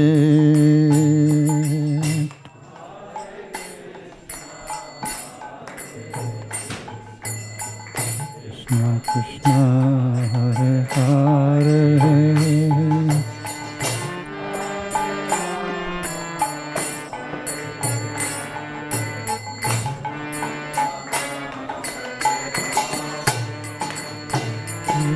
Hare Krishna Hare Krishna Krishna Krishna Hare Hare Hare Rama, Hare Rama, Rama Rama, Hare Hare. Hare Krishna.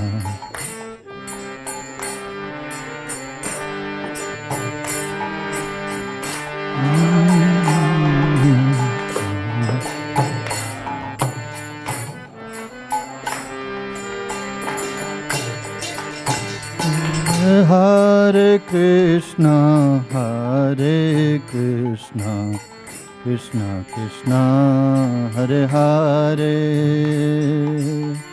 Hare Rama, Hare Rama, Rama Rama, Hare Hare. Everyone. Hare Krishna, Hare Krishna.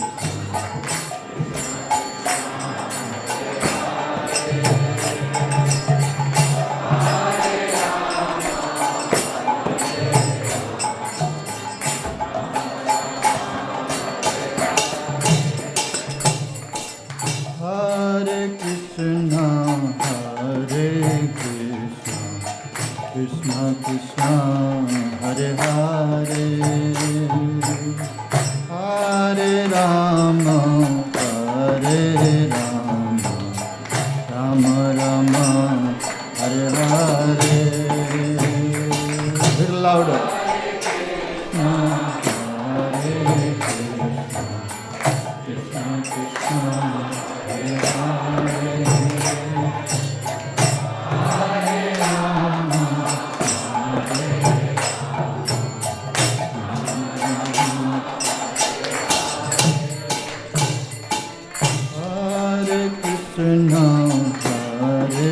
Krishna, Krishna Krishna, Hare Hare, Hare Rama, Hare Rama, Rama Rama, Hare Hare.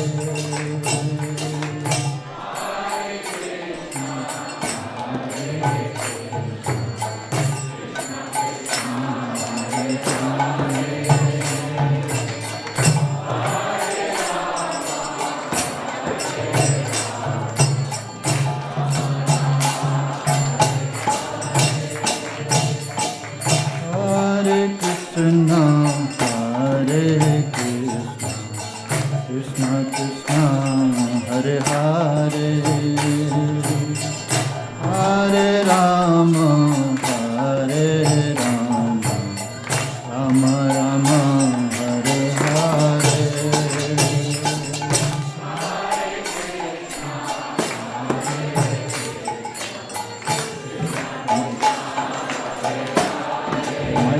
Mic.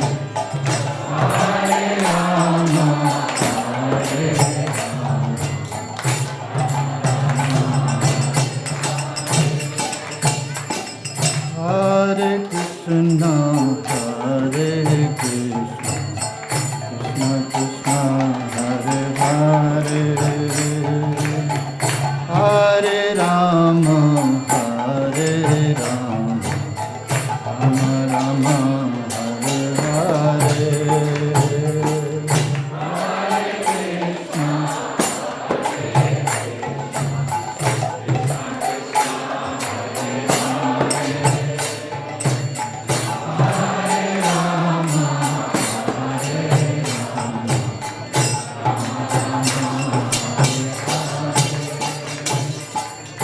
Hare Krishna, Hare Krishna, Krishna Krishna, Hare Hare,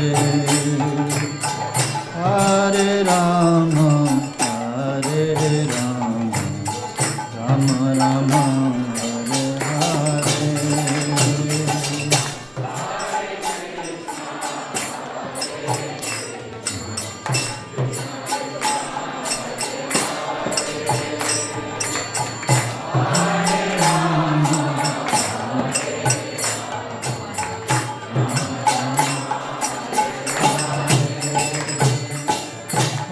Hare Krishna, Hare Krishna, Krishna Krishna, Hare Hare, Hare Rama, Hare Rama, Rama Rama, Hare Hare.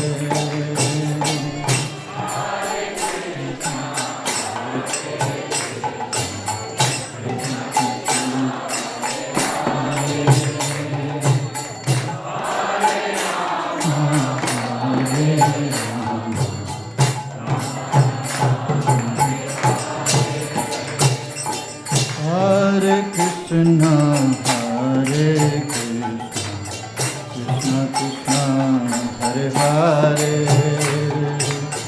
Hare Rama, Hare Rama, Rama Rama, Hare Hare.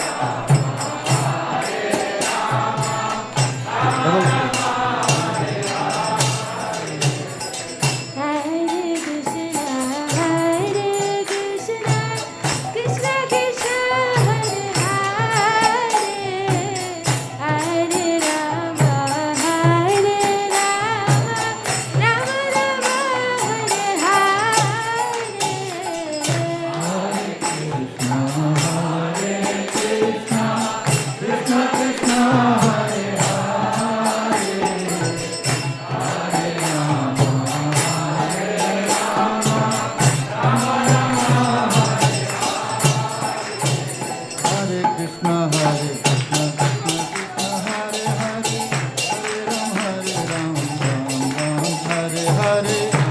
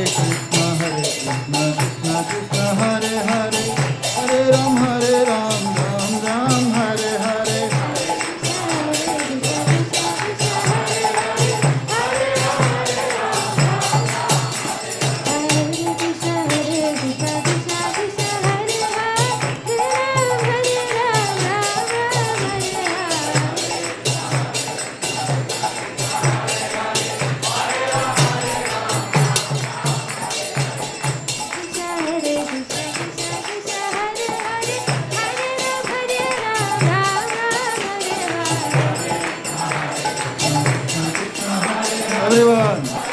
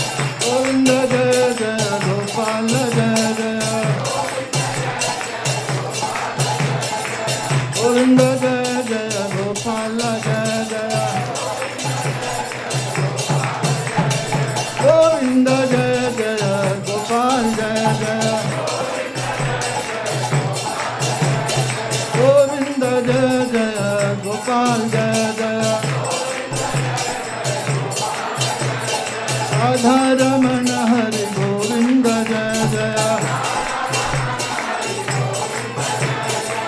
Radha Ramana Hari Govinda Jaya Jaya Govinda Jaya Jaya Gopala Jaya Jaya Govinda Jaya Jaya Gopala Jaya Jaya Hello Govinda Jaya Jaya Gopala Jaya Jaya Govinda Jaya Jaya Gopala Jaya Jaya Govinda Jaya Jaya Gopal Jaya Jaya Radha Ramana Hari Govinda Jaya Jaya Radha Ramana Hari Govinda Jaya Jaya Hare Krishna Krishna Krishna Hare Hare Hare Ram Ram Ram Hare Hare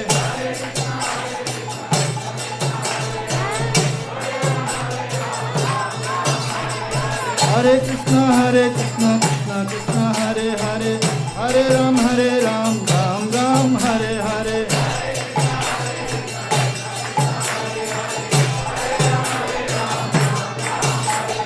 Hare Krishna Krishna Krishna Hare Hare Hare Ram Ram Ram Hare Hare Hare Ram Hare Krishna Krishna Krishna Hare Hare Hare Ram Ram Ram Hare Hare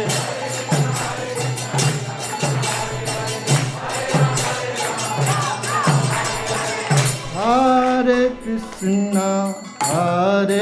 Krishna Krishna Krishna Hare Hare Hare Rama Rama Rama Hare Hare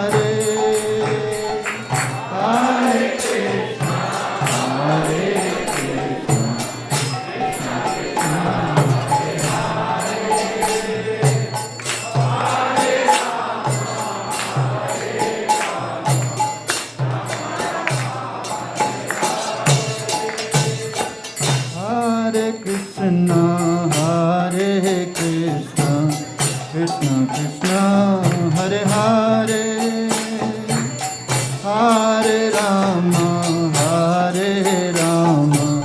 Rama Rama Hare Hare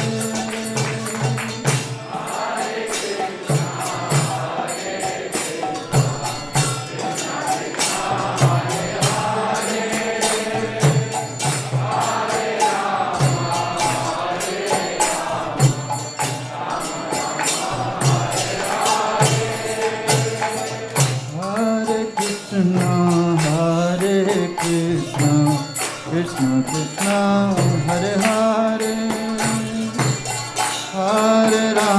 Hare Rama Rama Rama Hare Hare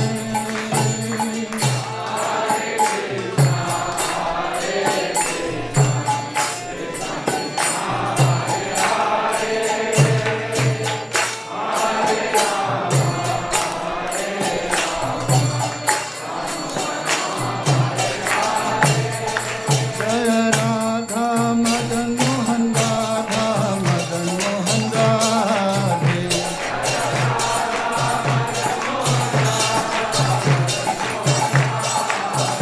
Jaya Radha Giridhari Radha Giridhari Radhe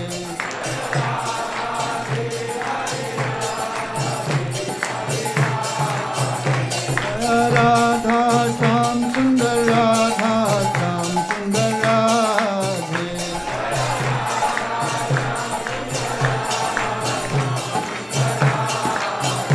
Jaya Gauranitai Jaya Gauranitai Jaya Gauranitai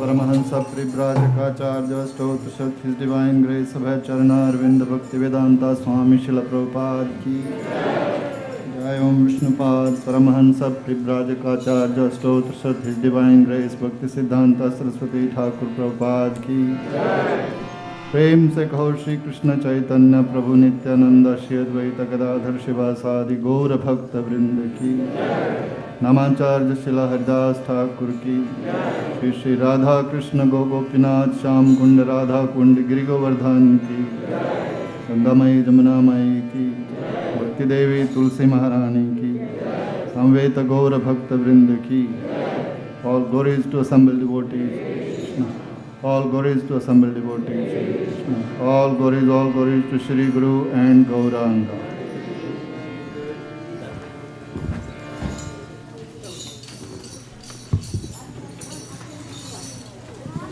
Yeah, I know. Hare Krishna. Hare Krishna.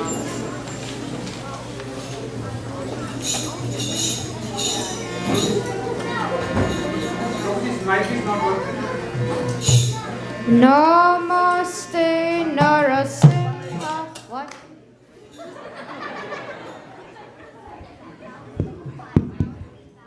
So we received the news this morning that Gaurang Bhai Parikh, father of Karishma Parikh and the father-in-law of Tejas Parikh, left his body this morning. So we would like devotees to pray for his safe passage and protection. And there is another message that I have. Sham Krishna Prabhu, if you are here, we have a message for you. So please meet me after this announcement. Hare Krishna. So we can go ahead with the Nrsimha Arti now. Namaste Narasimhaya.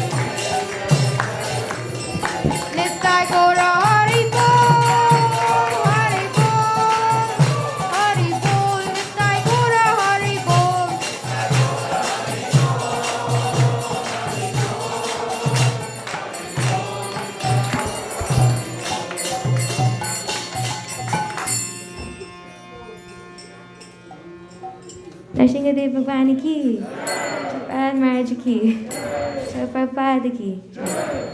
Hare Krishna, Krishna Krishna, Hare Hare, Hare Rama, Rama Rama, Hare Hare. Hare Krishna. Welcome everyone to the ISKCON of Silicon Valley. We're so pleased to have all of you here join us for today's Sunday Feast program. Thank you to all of you who are here in person as well as those who joined on the Zoom room. We'd like to thank Her Grace Shraddha Mataji for giving today's Sunday Feast program's class. And thank you to Jai Kanai Prabhu for leading us to the Gaura Arati. And lastly, thank you to Nimai for singing the Nrsimhadev prayers. Is anyone attending for the first time today? Oh, Haribol, welcome. Hare Krishna, welcome.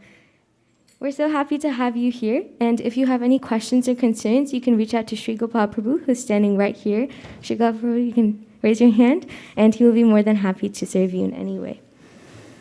Today we have 3 sponsors, and the first is Karishma Mataji and Tejas Prabhu, who are sponsoring for their respective father and father-in-law who has left their body. And if you're here, you can come and collect the Mangala Arati sweets from Sri Gopal Prabhu, and we request all of the devotees to keep him in their prayers. We also have Hari Sankirtan Prabhu sponsoring on behalf of Krishna Priya's birthday. Krishna Priya, are you here? Oh, come on.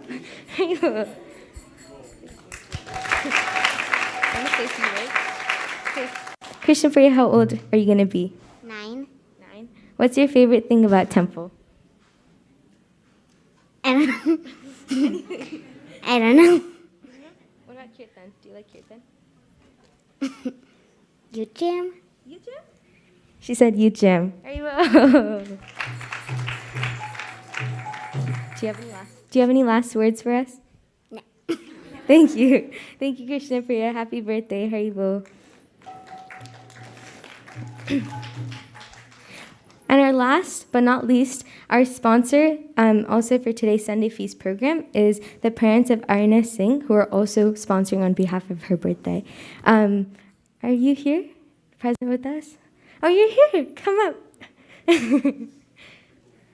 Haribol.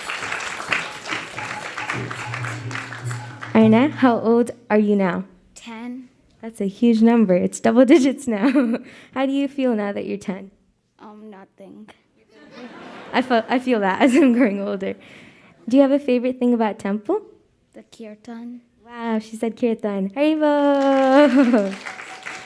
And Arina, here we have some sweets for you. Haribol. Thank you, Arina. And with that, thank you everybody for coming to our Sunday Feast program. Prashadam will be served outside, and we can now go into the Prashadam prayers. Haribol. Oh, yes. I understand it.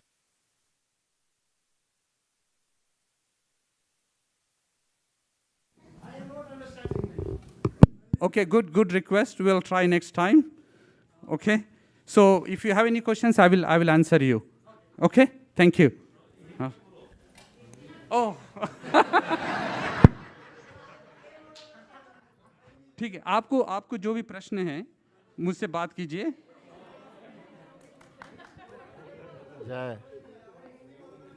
हाँ, ठीक है, तो मैं आपको समझा दूंगा जो उन्होंने बताया है.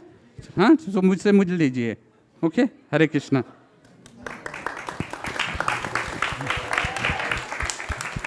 Hare Krishna. Also, after the Prashadam prayer, we're gonna have Balivardhan Prabhu is gonna lead a round of Mahamantra for for the war, for the peace in the Ukraine, the war that is going on. Whoever wants to join, please join him. We will have the japa session there, and right. And whoever wants to proceed to the Prashadam, you can go ahead for the Prashadam. Hare Krishna. Sharira Vidyaja जोरे दिया दाहेगा जीवन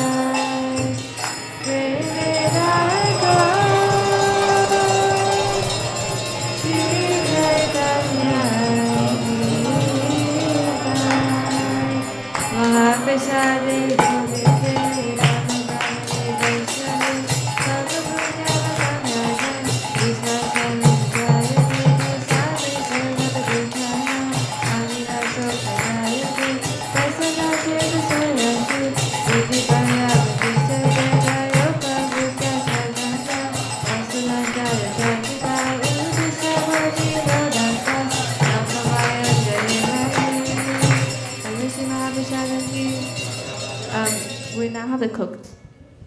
Hare Krishna. Today's cooks are Ujjwala Rasa Mataji and Hari Sankirtan Prabhu, helped by Rasamrita Shesha Prabhu, Srinivas Prabhu, Tripti Mataji, Preeti Mataji, Venugita Mataji, Nidhi, and Nilanshi.